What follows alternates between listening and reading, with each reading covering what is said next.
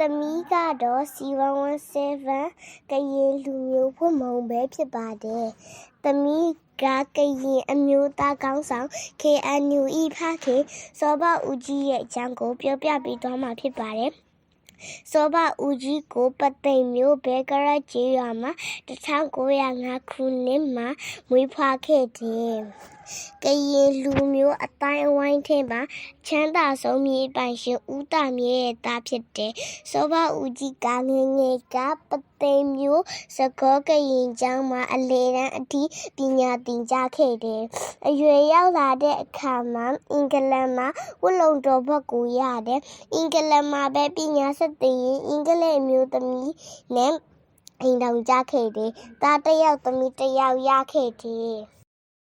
ဒုတိယကမ္ဘာစစ်မဖြစ်ခင်မြန်မာနိုင်ငံကိုပြန်လာတယ်။ပသိမ်မြို့မှာနေပြီးရှေ့နေလုပ်ခဲ့တယ်။ဒုတိယကမ္ဘာစစ်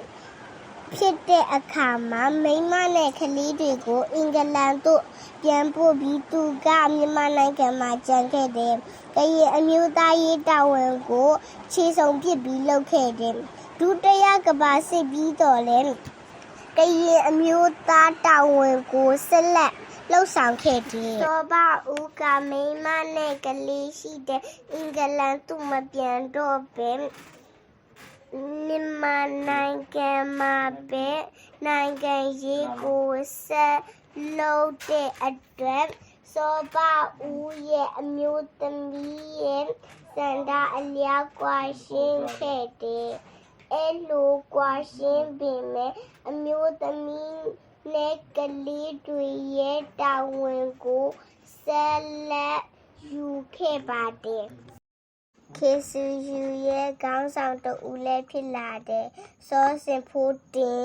နှုတ်ထွက်သွားတဲ့အခါစောဘဦးကြီးကဥက္ကဋ္ဌတဦးဖြစ်လာအဲ့လိုကရင်အမျိုးသားရေးတာဝန်ကိုထမ်းဆောင်ရင်1950ခုနှစ်ဩဂုတ်လ12ရက်နေ့မှာရန်သူတွေပစ်ခတ်မှုကြောင့်ကြာရှုံးသွားရတယ်စောဘဦးကြီးရဲ့ကောင်းတဲ့အချက်ကိုပြောရမယ်ဆိုရင်စောဘဦးကြီးကပညာတတ်တယ်တထေမြေပိုင်ရှင်သားဖြစ်ပေမဲ့ကရင်အမျိုးသားရေးတာဝန်ကိုထမ်းဆောင်တဲ့အခါမှာဓာတုပညာပိုင်ဆိုင်မှုတွေကိုစွန့်ပြီးတွေရဲ့ဘဝနဲ့တစ်ထပ်တည်းဖြစ်အောင်ပစ္စည်းမဲ့ဘဝနဲ့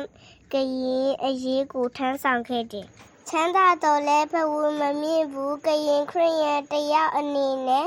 နှိမ့်ချသောစိတ်နဲ့လူမျိုးမရေးဖာတာမရေးတန်တူဆက်ဆံတဲ့အတွက်ကရင်လူမျိုးတွေသာမကလူမျိုးတိုင်းကသူ့ကိုချစ်ခင်လေးစားကြတယ်နောက်ဆုံးပြောရရင်အရေးအချင်းပြီးွားတဲ့မျိုးချစ်ဒီမိုကရက်တစ်တယောက်အနေနဲ့သမိုင်းမှာထင်ရှားတဲ့ကျေးဇူးတင်ပါတယ်